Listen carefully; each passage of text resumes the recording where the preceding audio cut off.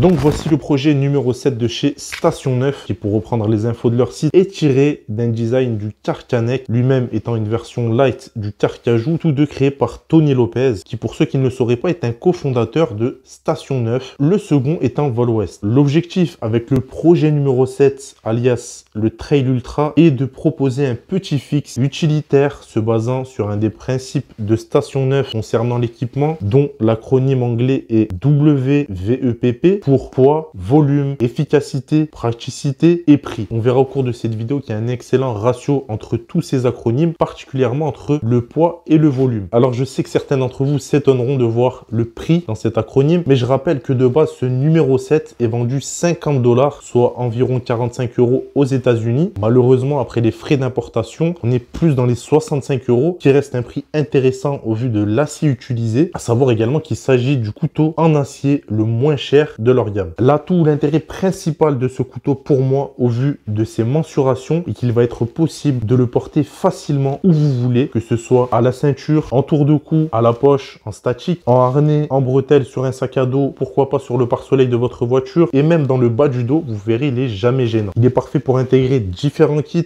notamment dits de survie. J'ai d'ailleurs modifié l'étui dans cette optique afin d'augmenter mes chances de survie s'il ne me reste que ça à la ceinture. Bien entendu les camarades, je vous détaille tout ça en fin de vidéo, donc restez jusqu'à la fin parce que ça devrait vous plaire. On est donc sur une pièce de 13,7 cm pour 3 mm d'épaisseur, un acier VG10 de qualité, on en avait déjà parlé dans une vidéo précédente. On a avec cet acier un juste milieu entre facilité d'entretien et tenue de l'affûtage qui est vraiment intéressant. Un tranchant actif de 6,4 cm environ qui finit sur un casse-goutte généreux qui vient largement entamer le ricasso. Je le répète encore ici, le casse-goutte aura deux utilités principales: laisser perler les gouttes à cet endroit, évitant de tremper le manche, et faciliter l'affûtage, évitant à la pierre de buter sur le talon de lame. Le dos de la lame est doté d'arêtes bien saillantes, permettant au besoin de l'utiliser comme striker. Ça fonctionne vraiment très bien, c'est intéressant pour un couteau orienté outdoor, on va dire. Le reste du dos de la lame est bien arrondi,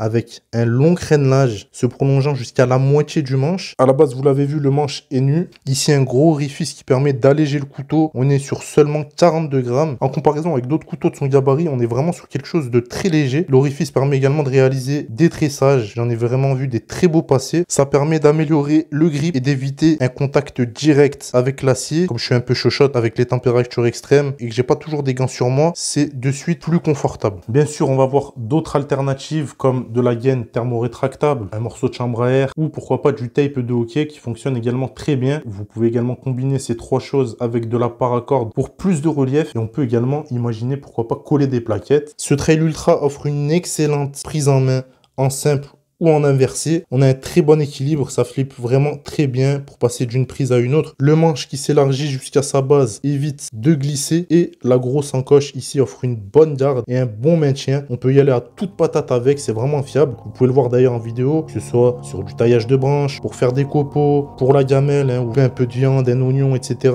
On a un petit format qui permet d'ouvrir des boîtes de conserve simplement. C'est un petit fixe qui fonctionne vraiment très bien en utilitaire. On a une bonne pointe. Le pommeau arrondi permet de frapper sans s'esquinter la main.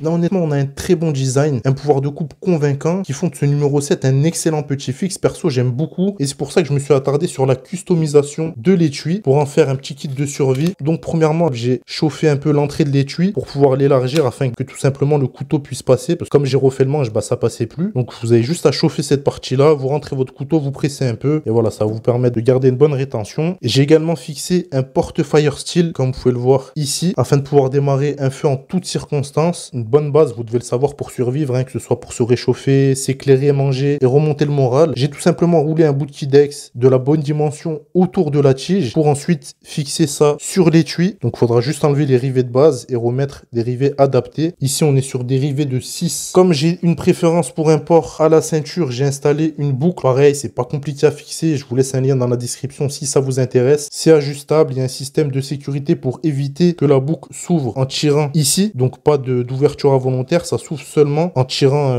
ici, sur cette partie-là. J'ai également ajouté une petite lampe avec de la shock cord. Toujours intéressant pour avoir une source lumineuse dans la pénombre. Ça coûte pas grand-chose et ça peut s'avérer très utile. Enfin, ici, une petite capsule fixée avec un élastique qui renferme donc une micro-boussole. Bon, c'est pas avec ça qu'on va lire une carte, mais ça peut être intéressant pour garder un cap. En dessous, on va avoir un peu d'amadou. Il va être complètement au sec. Un système pour démarrer du feu que je serais vraiment content d'avoir si tout est trempé autour de moi ou qu'un feu doit être démarré rapidement. Voilà comment j'ai accompagné ce trail ultra pour faire face à une situation de survie. N'hésitez pas à agrémenter tout ça avec de la corde. Très utile également pour fixer, suspendre, réparer. Donc ici, on peut garder ça à proximité, ce sera toujours un gros plus. Alors avoir ça à la ceinture ou en tour de cou en permanence et savoir s'en servir efficacement, ça peut être un gros plus si vous êtes en mode survie, comme je l'ai dit plusieurs fois. Le meilleur matos, on est bien d'accord, c'est celui qu'on va avoir sous la main quand on en aura besoin. Donc ça vous encourage à porter votre matos le plus régulièrement possible et privilégier également tout le temps le port direct sur sa personne, éviter les kits éparpillés dans le sac, etc.